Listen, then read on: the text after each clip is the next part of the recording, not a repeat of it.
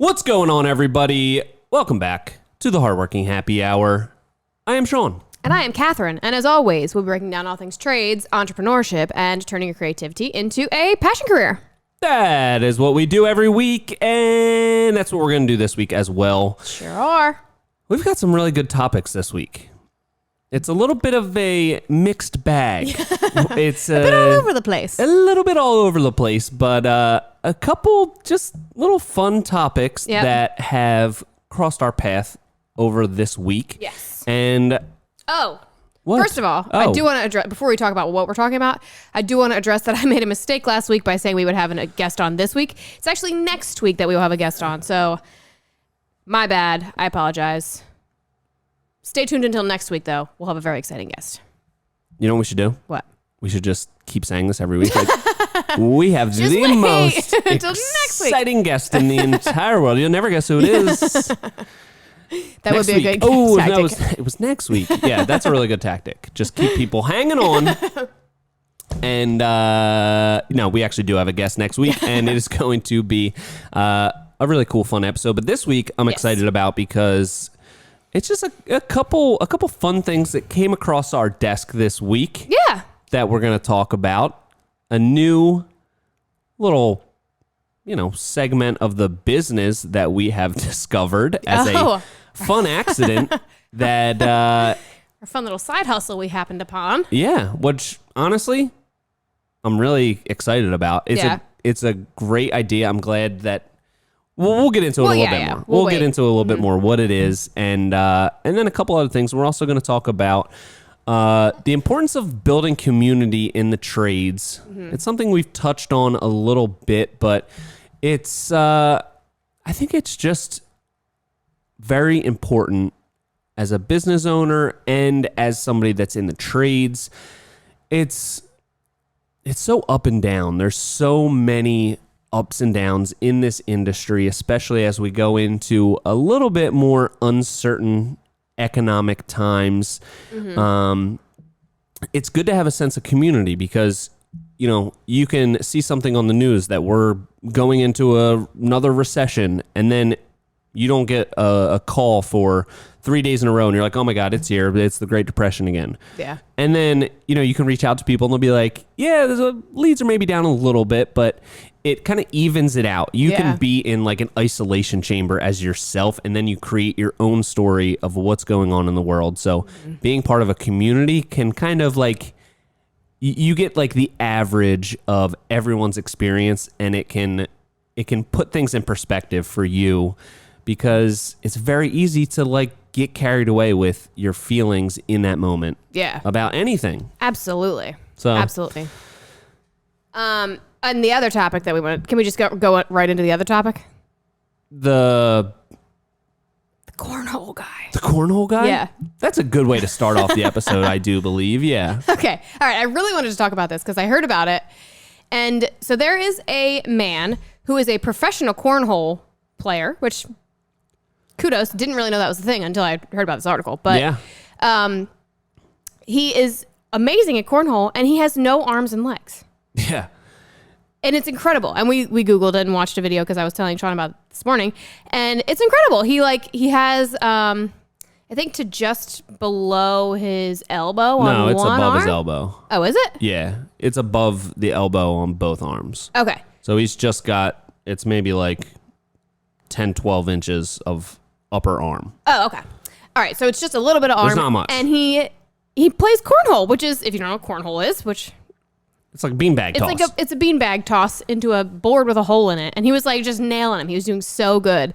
And I was so impressed. And I was like, that's amazing that this kid just never gave up. And the coolest part of it, I think, is that he lost his arms and legs when he was like a baby. Yeah. So he went into this cornhole hobby, I assume, at some point. Like... just being like, you know what? I have no arms and legs, but I'm going to try this anyway. It's not like he was previously a cornhole player, then lost his arms and was like, you know what? I'm going to figure it out. Like, he went into it with no arms and legs, being like, you know what? Everyone would say, you can't do that. You have no arms.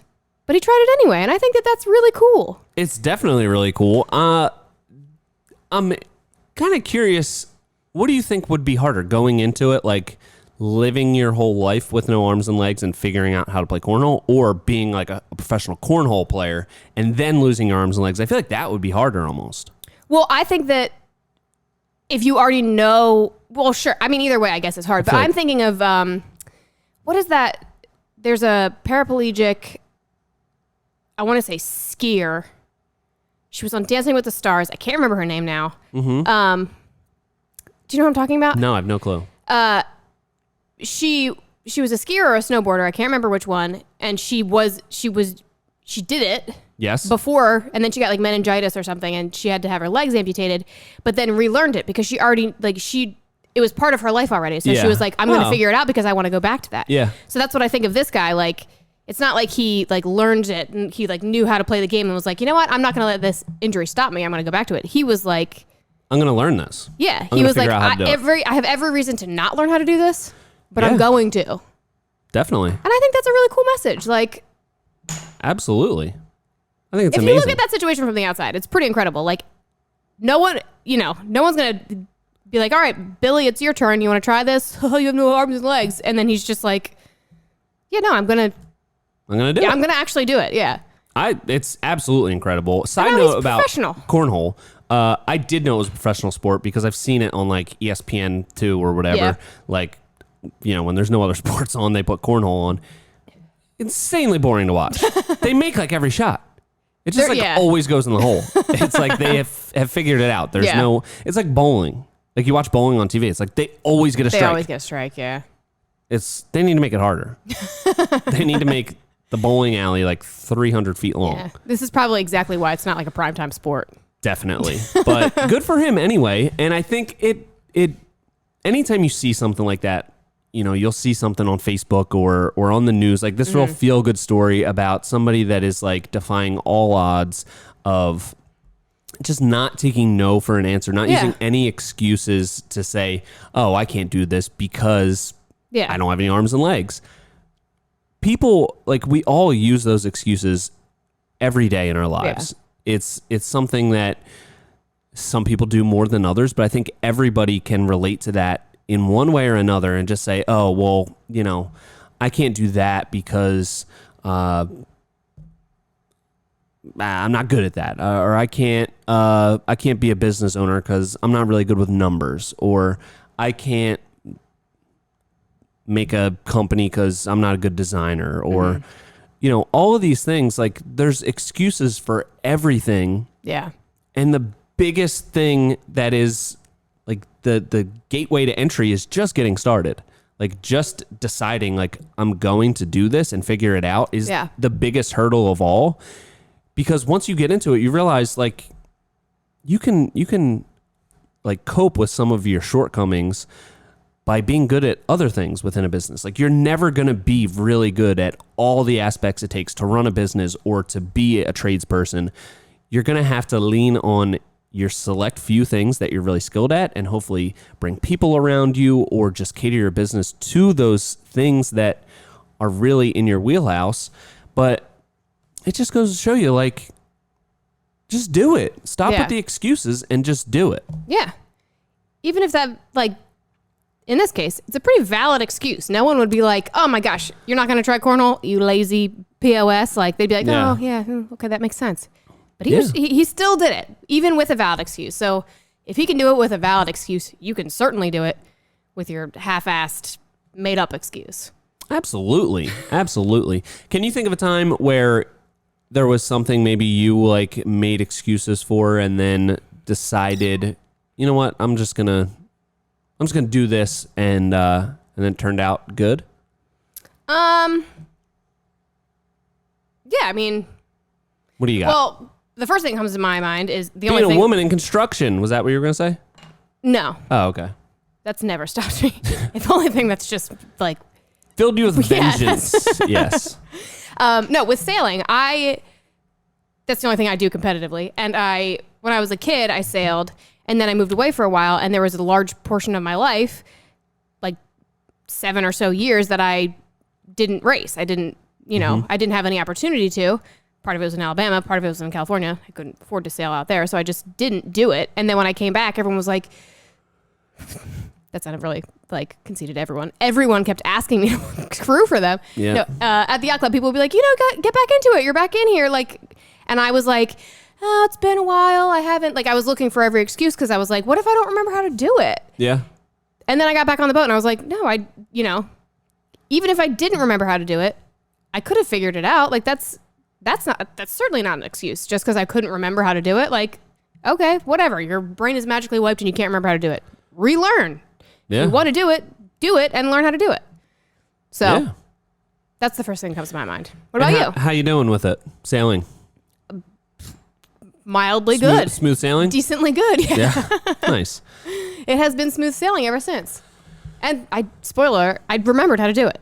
Yeah. All of my excuses were dumb and I did remember how to do it. So. And now you're finding so much joy in it. Oh my gosh. It's like your favorite hobby. Yeah. I own my own boats. You own a yacht. I fix them. I love it. It's like they're my little passion projects. So that's awesome. Imagine if I let all those excuses get to me, I wouldn't have like my main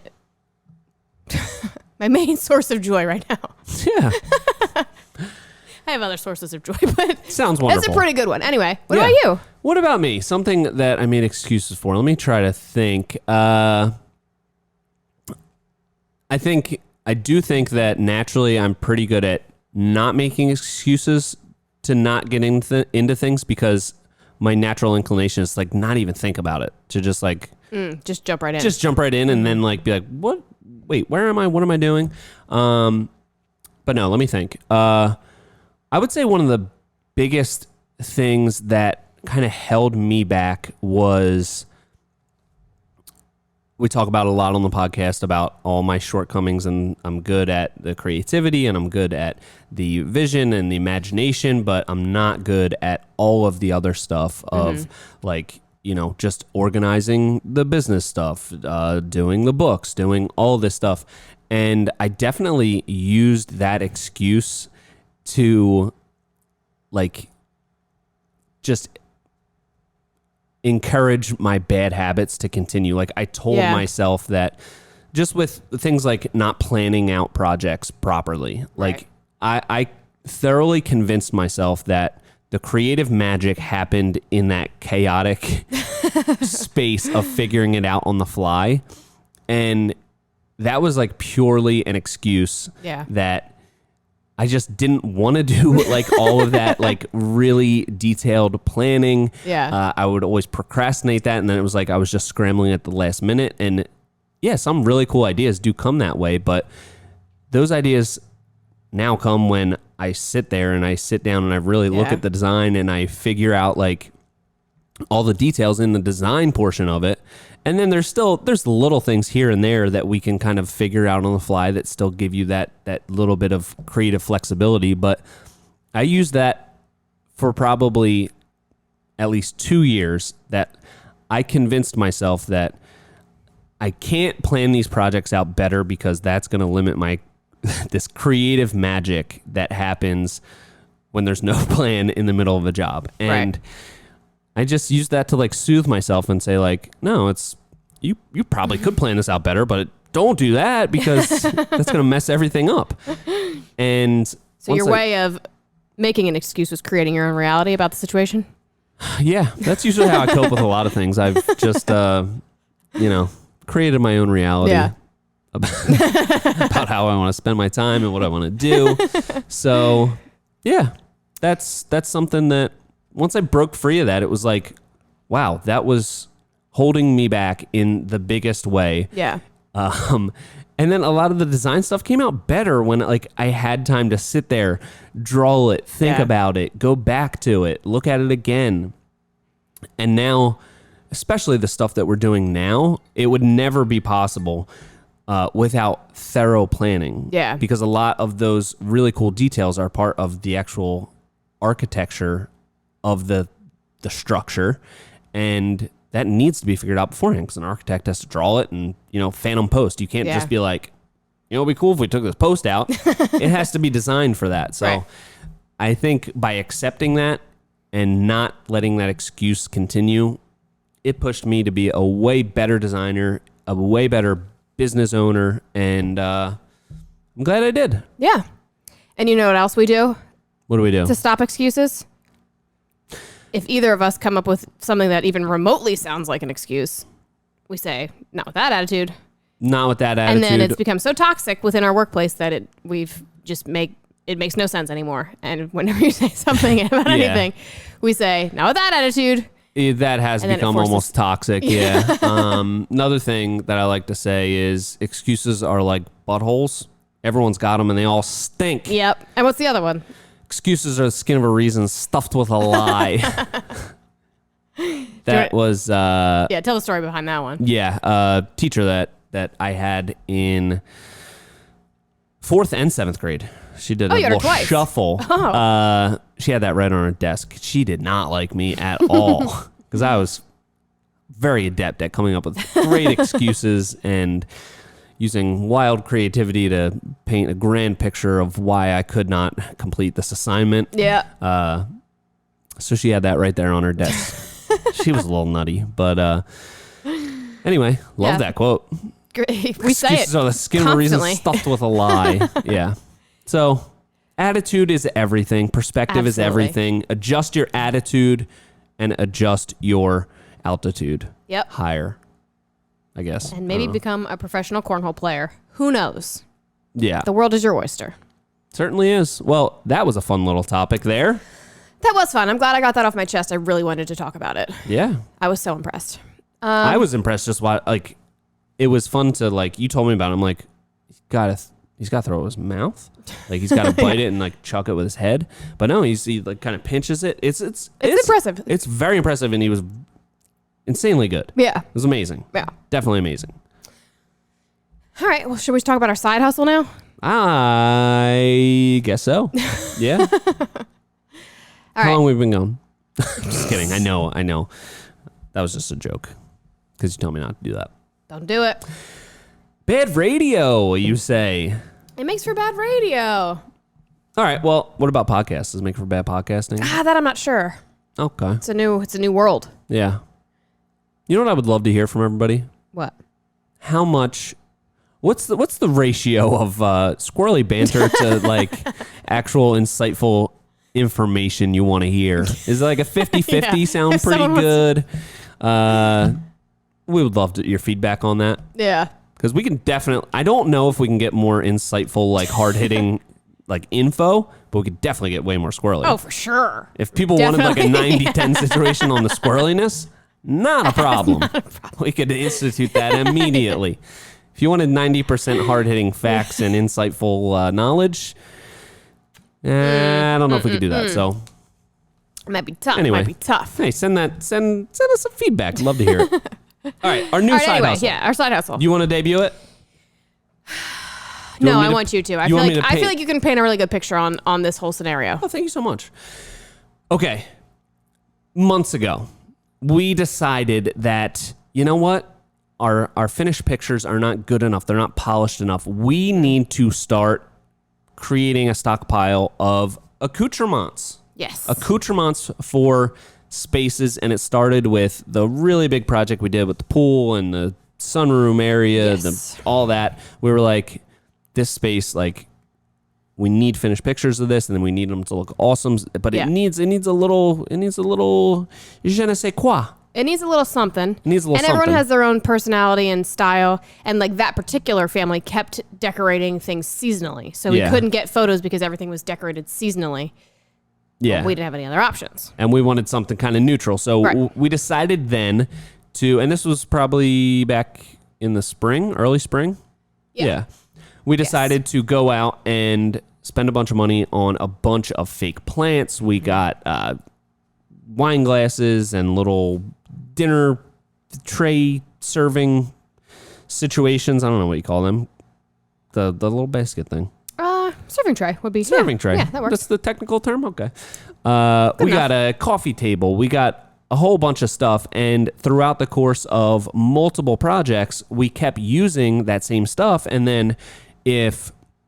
A lot of times a client will get some furniture, but they won't have everything yet. So we will buy one piece of furniture, two pieces of furniture per project, and just stage it with it. So if they're missing like some Adirondack chairs, we'll get some Adirondack chairs. We'll put them out there for them so we can get pictures, and we'll have all the plants and little, just little decorative stuff to really finish and fill out the space. And just on this last project, it's my favorite project we've ever done. We really wanted to furnish it really well and really stage it to the top, to the nines. Right.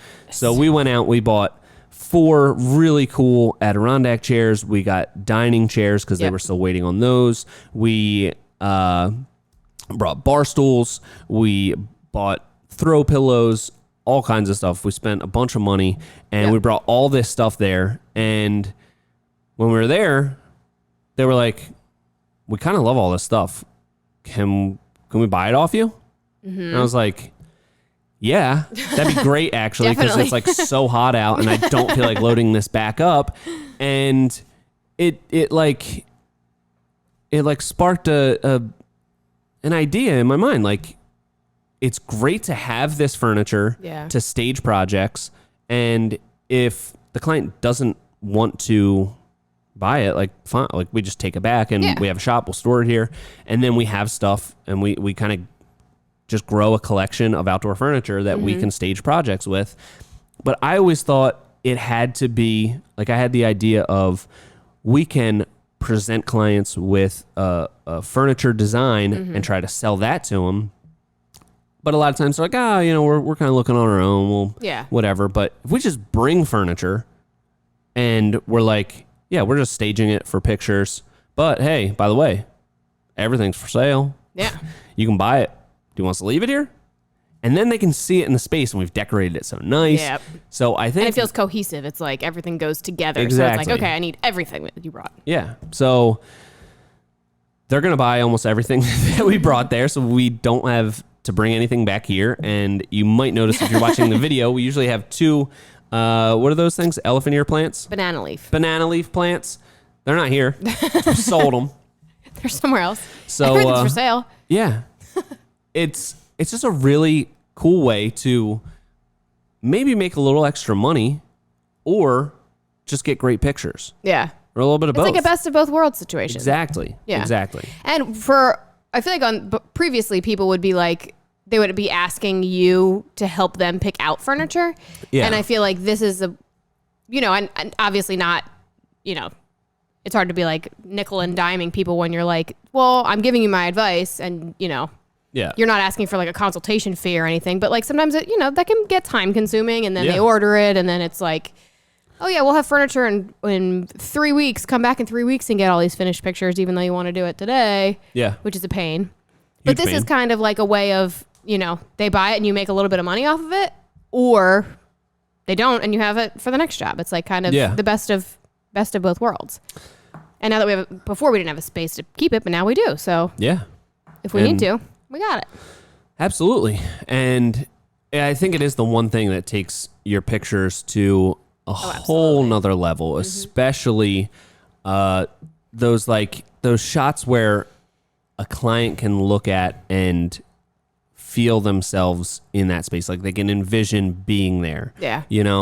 Like you can get some really cool drone shots, and sometimes you can get really cool drone shots and you don't need any furniture. Like you still get a really cool shot, but when you have it staged and everything is like cohesive and you have it set up, the way that you designed it, and everything like flows from a furniture perspective as well as, just the general layout, it completely changes the level of photography and portfolio that you can present a client. Yeah. It takes it completely to the next level. And it's definitely, again, it's one of those things, it's not that much work to do. It's like invest an afternoon and an evening for every project that you do that's worth taking pictures of. And you can get your furniture set up. You can do a quick little cleaning of the space. And then you can stay there for that golden hour just before sunset. Yeah. Beautiful picture time. And a lot of people just don't want to take that time to do it.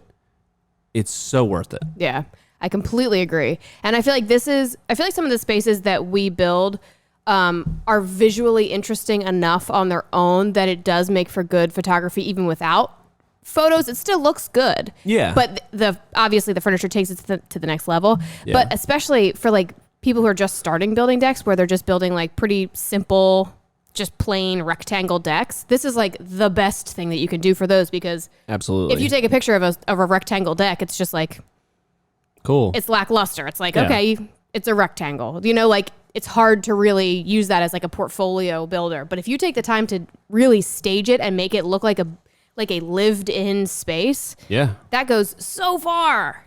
Definitely. So far. I was trying to emphasize it. It does though. Yeah, it absolutely does. Because I think that all the time where I'm like, you know, you'll see somebody post pictures of their work and I'm like, yeah, it looks like it's done well. Yeah. But ultimately it's just a rectangle. Like what, you know, yeah. I don't mean to be a hater. Everyone, you know, there's nothing wrong with a rectangle deck. It's one of the beautiful. nicest rectangles I've ever looks seen. like it was well done. No shame there, but like you can't really envision yourself like just living on that rectangle. You need to like really sell a vision. I think that's one of the latest things that has shifted in my mentality as a designer is the little details of functionality. And I think I'm definitely the most proud of the use of space and the flow on this most recent project. Yeah. Like it was the first project that I've ever been at taking pictures and just sitting there and being like, I'm like kind of pissed that this isn't at my house. Like I really love this space and I want this. Yeah. I want this at my house. Like that built-in couch, like I want to chill there. Yeah. Why don't I get to keep this?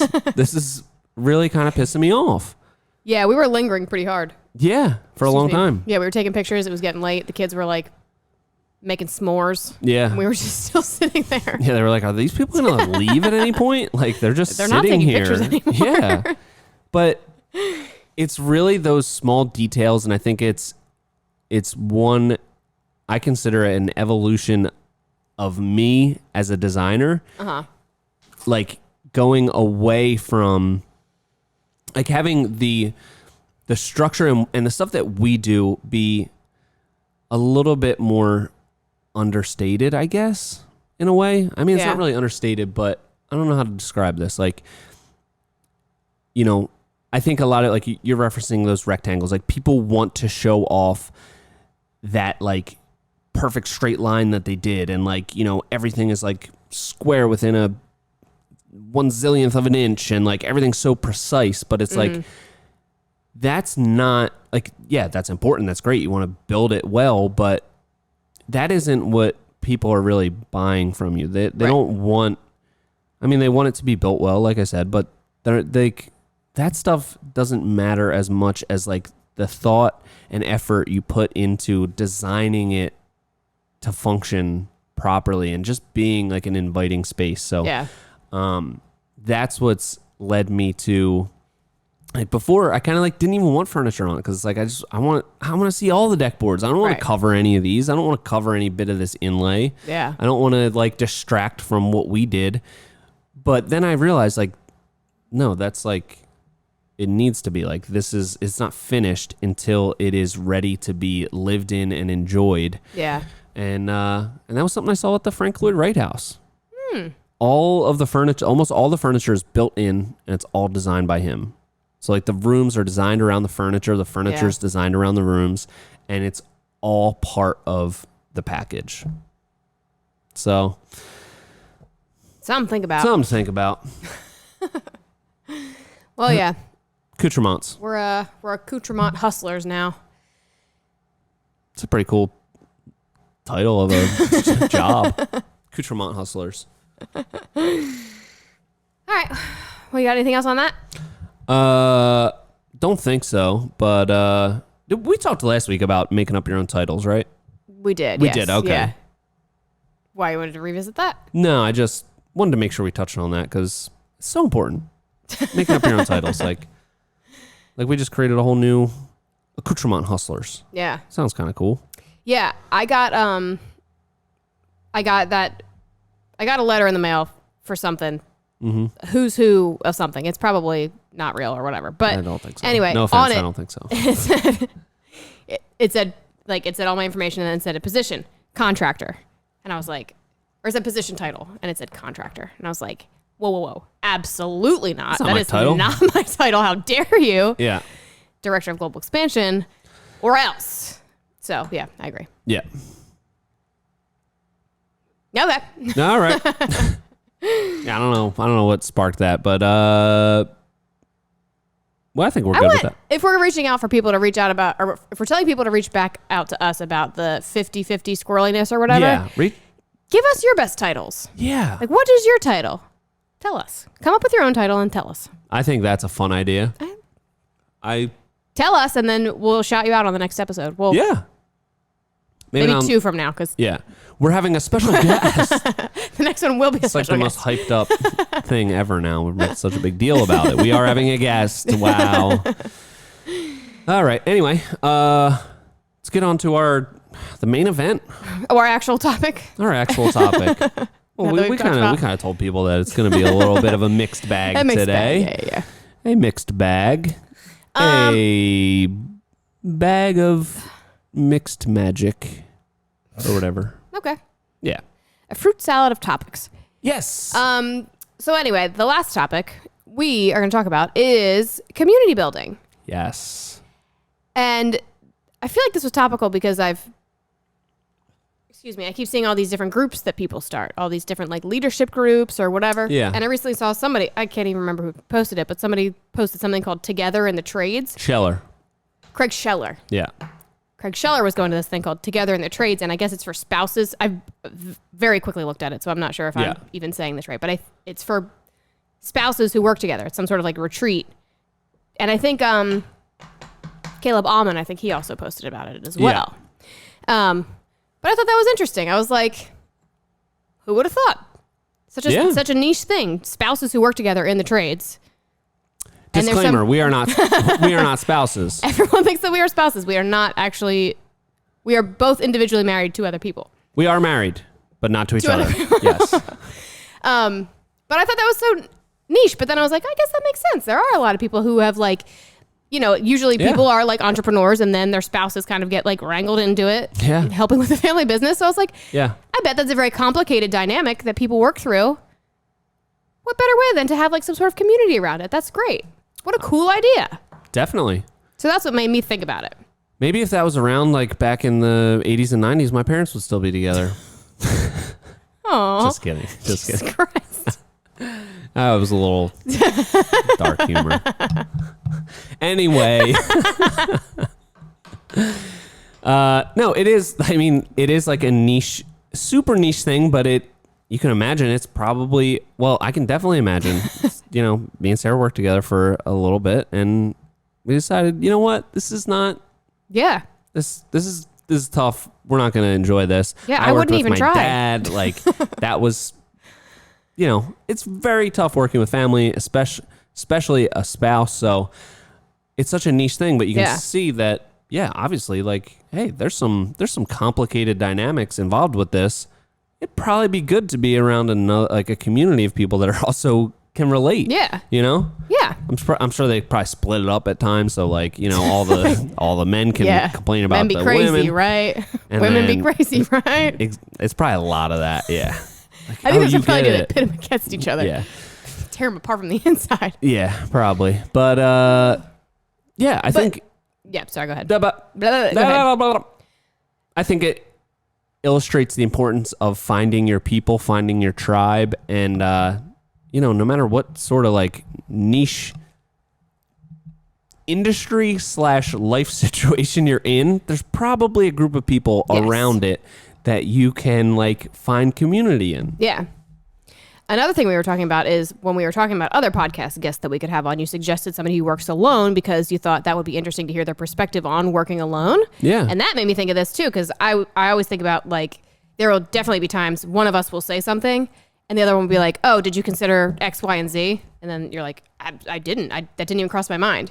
Yes. So like for people who work alone, they don't ever have that, So I feel like having some sort of community around that would be almost imperative. Yeah. If I was just left alone with my own thoughts all the time, you'd probably be fine.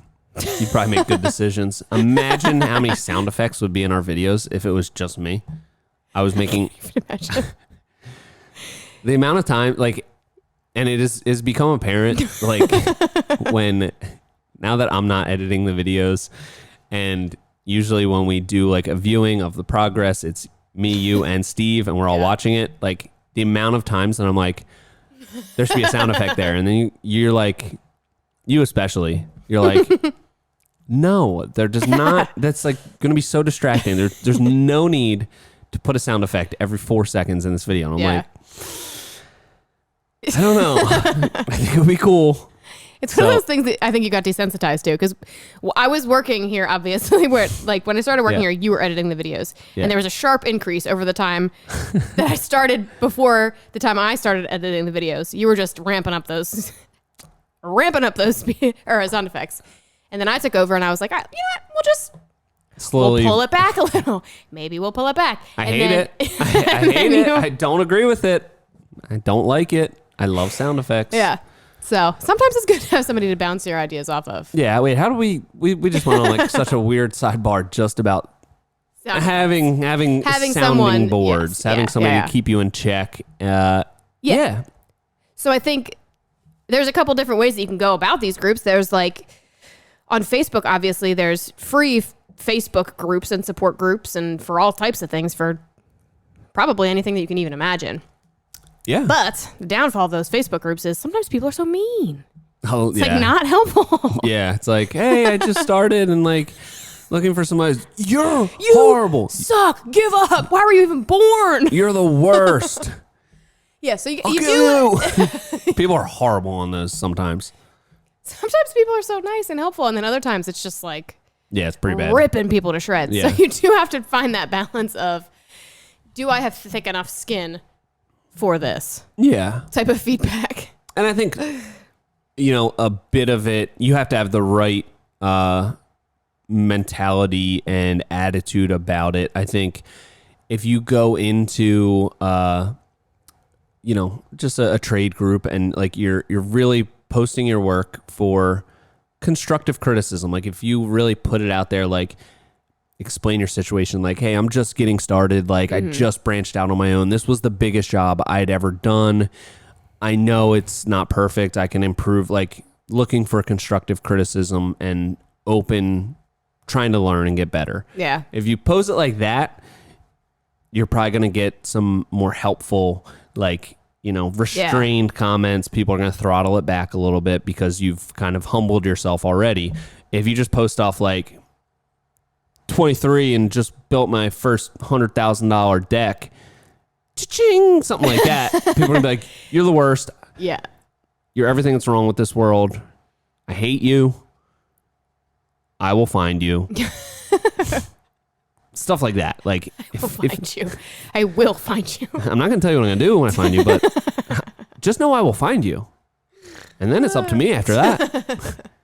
Because you don't know me, but I will have found you.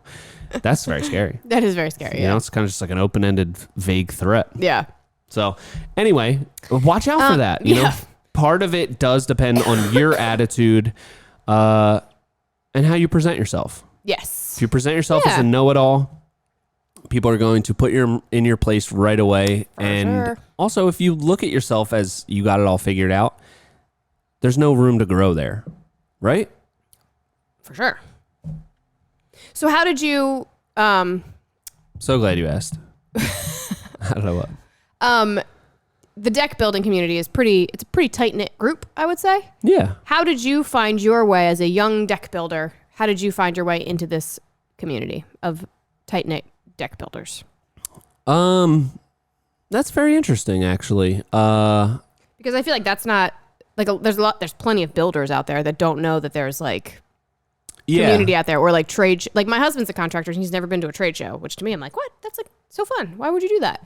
Yeah. But I feel like that's where you would like meet community. So I would say your entrance? So obviously building decks is like a very niche thing. It's not like as established of an industry as, something like electrical. Like, so Facebook groups around deck building, I guess, weren't as established. Like now there's like quite a few of them that are thriving. There's tons of people in. People are like moderators and they really run them well, and they have a lot of input. There wasn't really that, like I'd say like 6-7 years ago.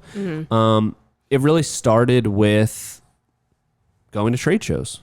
Oh, really? You know, like going to, so I guess it started a little bit on Instagram with like, you know, communicating with some other people, like commenting on their stuff, like, hey, this is, you know, that's awesome. Like you start commenting back and forth, and then, you know, you start DMing. It's like a industry love story, you know? It's like starts off with little love notes, and then you're on the phone until you fall asleep. But you meet people like that, and then you finally get to meet them in person at like a trade show. And the first one I went to was Deck Expo in 2018, and I knew a couple people just through online channels and stuff like that. But then you kind of meet up with them, and then they introduce you to somebody else, and you start to get connected with a larger group of people. And it's always better getting to meet these people in real life, because, you know, you can just like sit there and chat and like talk shop and commiserate and be like, oh yeah, you know, just have somebody like share your experience with. And that's how it like opened up meeting all these other new people. And I was like, this is awesome. This is so cool. Like I've never been able to talk decks with anybody else. So kept going to the shows, and there's some local ones. There's some that are, you know, yearly, like Deck Expo, and then IBS, and it just kind of snowballs, and you meet like so many great people, and I have so many people to reach out to with a variety of things, whether it's installation, business related. I've got this huge network of people that maybe I've given a little bit of advice to about my certain little bit of expertise. So you have this like back and forth with a whole community of people, and I can count on them to like, hey, I got an installation question on how to do porcelain pavers. What did I do? I called Craig Scheller. I wanted his 2 cents because he's doing some great stuff. I know that he's worked with it a lot. I was like, let me just, you know, bend his ear about this a little bit. Yeah. So I think starting with these online groups, you just kind of naturally like kind of develop a connection with certain people. Like, you know, they're doing the same kind of thing, that maybe are a similar size business, or maybe they are the size business that you want to get to. So you kind of like look up to them, and it's kind of like a mentor-mentee type of relationship. But just by putting yourself out there, I think it happens naturally, you know? Yeah, definitely. That's interesting. Did you ever go to like any commercial real estate trade shows? Yes. What like I went what would be there? They'd be like, warehouse. You buy warehouses? we also buy warehouses. No, there would be stuff. It wasn't the same as like a contractor. It was more of like a training. It was like there would be like software companies would put them on, and you'd like learn about their software, or like that's when I went when we were shopping around which software to switch to. We wanted to switch which software, and we would go to like different like events like that. And then I've been to like a couple like women in business conferences. There's all sorts of stuff for that. So special. Just lady stuff. Yeah. Just out here being a lady. Yeah. In all sorts of male-dominated fields. Is that also a male-dominated field? Yes. Commercial real estate? Yes. Yep. But yeah, it's not, I don't know. I feel like at trade shows, or like contractor trade shows, it's much more like friendly and about camaraderie. Yeah. At the stuff that I would go to, it was much more like, everybody's got an angle. I don't know. Yeah, it's like really like cutthroat, and everyone's trying to be on their like best professional behavior, and like it's very buttoned up, and you're very like, I don't know. It's like you're putting on a show. Like you have to be all like, you got to be somebody. Contractor events, people are getting like hammered and it's fun. Yeah. You're like, I stayed up until 4 a.m. and I'm in the booth at 6:30 getting shit ready. So yeah. Very different vibe. Totally. I can't imagine a different vibe, because it's the only vibe I know from a trade show. You know, it's about I feel like at the core, like most of the people that are there are like small business owners. It's not like, I'm sure at the events that you went to in commercial real estate, it's like people that are trying to climb the corporate ladder, or people that are, bigwigs at these massive investment trusts and all that kind of stuff. Yeah. Most of the people that are at the trade shows in the trades are like everyday people. Some of them run fairly big businesses. Some of them run very small businesses. A lot of people are just working on their own. A lot of people are bringing people in their family. People have just gotten started on their own. So it's like people are just there to like hang out, meet people, see some new products and stuff like that. But really it's like, I think it's like become a meeting point for the people that you get to know online through Instagram or through the Facebook groups of your trade. And it's like, that's where you meet the people. And then this is just like a yearly get together. It's like a family reunion. Yeah. Almost. Yeah. So it's really cool. It is. And I feel like my experience has always been super positive. I can't even like really recall meeting somebody there that like acted like they couldn't give you the time of day. You know what I mean? Like everyone's just like, yeah, we're just, oh yeah, I'm a builder, you're a builder. Cool. Yeah. Yeah. And I feel like ultimately, no matter who you're meeting, like you have something to learn from every single person there. Like if somebody's bigger than you can learn how to like get bigger. And if somebody is like just starting out, they probably have some how to get smaller. No, they probably have some sort of like innovation you don't know about. Like there's tons of people who have way bigger businesses than Premier. They come to you and ask you about social media because you're like younger and you understand that kind of stuff. Like, so, there's different angles to everything. So everybody has something to like teach somebody else. And I think in the trades, people, there's a million different ways to do everything. So like those younger people, they know innovation. They just started out, but they're, they probably know the newer way to do something rather than you who've been doing the same thing for 10 years. So, there's everybody's got something. Absolutely. I couldn't agree more. Yeah. What are your thoughts on paying to be part of some sort of group? Yeah, that's another angle to this, I guess. The what is it called? Like mentorships or just like even like these mastermind groups or groups. Yeah. Would you say treats? Treats, yes. Treats. I said retreats. Treat again? Treats and then retreat. Whoa, that's awesome. It sounds like it's right up my alley. Yeah, I feel like there's certainly value in those, and there's like, some of them have demonstrated value and but I'm always afraid of a cult situation. Yeah, I just want to throw this out there because silent retreat. I want to go on one. Okay.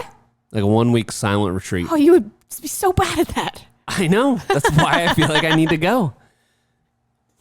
You remember like as a kid playing like that game, like where you're like, all right, you're going to be quiet for 5 minutes starting right now. A quiet game? Yeah. You never made it? No, I was so bad at it. All right, maybe you should go. Maybe I should go. Yeah. Quiet the mind. Anyway, I just want to throw that out there. It came to my mind. Yeah. You're afraid of cults. You're like afraid / excited about it. Like, oh, I love the idea of a cult. I love like researching cult. I want it. First of all, I do want to know like everybody falls for cults. I want to know if I'd fall for a cult. I think with the right hook, yeah. Exactly. That's what I'm saying. It has to be the right hook, and it has to hit you at the right time in your life where you're like, where you're maybe a little lost, and you're like, right. This is what I've been missing. Yeah. This thing. Whatever it is. It's everything that I need. It answers all of my questions. Yeah. It gives me all of my needs. It's probably an amazing feeling to just like have this undying trust in like some external source. Yeah. You know what I mean? Like I think that's the appeal to it makes me wish I was like more religious. Like to just have this feeling of like I trust in this external thing. Yeah. It's a pretty hot take for this. You think? It's a pretty hot take. You think? Yeah. Talking about religion? Yeah. What should we get into next? Politics? I think that's probably comforting to be similar thing. It's like, you know, you have undying belief in this cult leader. Probably feels nice for a while to just like, you know, let all that go and just be like, well, I don't know. He'll figure it out. Cult leader Jimmy, he told us that this is the way and this is what we got to do. So, yeah, it's perfect. Yeah. That would probably feel nice for a little bit. I bet, yeah. But yeah, I feel like that's... You know how many cults that are like recruiting and everything? I could go for a nice cult vacation. They do kind of take care of you, I think. Some of them, like you just move there and... That's kind of like a commune. Are they different? Well, I think where they kind of like take care, like where everyone's taking care of each other, that's more of like a commune. But usually a commune might kind of evolve into a cult. And then it's like everyone's working to like, you know, maybe just like work. Get that one guy Maseratis or whatever they want. Yeah, something like that. So be careful for that. Yeah, I do see the appeal of that. One thing I think that is a benefit to some sort of paid mentorship or paid group, there's lots of them out there. And I think like having a stake in it, like having something that you are giving up to be a part of this just gives you more incentive to participate, to take it more seriously, to have some accountability. Whereas a free Facebook group of people, it's like, yeah, the people are probably going to be a little bit more rude and mean and like, you know, you're going to have some really just nasty people on there. Yeah. You're probably not going to have as much of that in like a paid mentorship group. That's true. Because people are really going to be like moderating it a lot heavier. And like, if there's people like that that are just nasty, they're going to get kicked out. Yeah. But I think putting something into it, for some people, like they need that sense of accountability, which is fine. There's nothing wrong with that.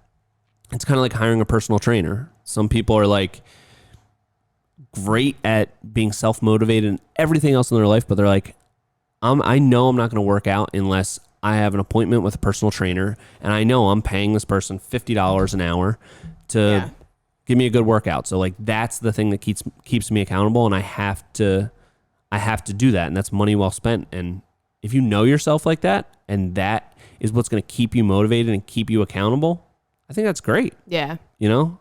I think there's huge advantages to groups like that where it is like about a group accountability. Yeah.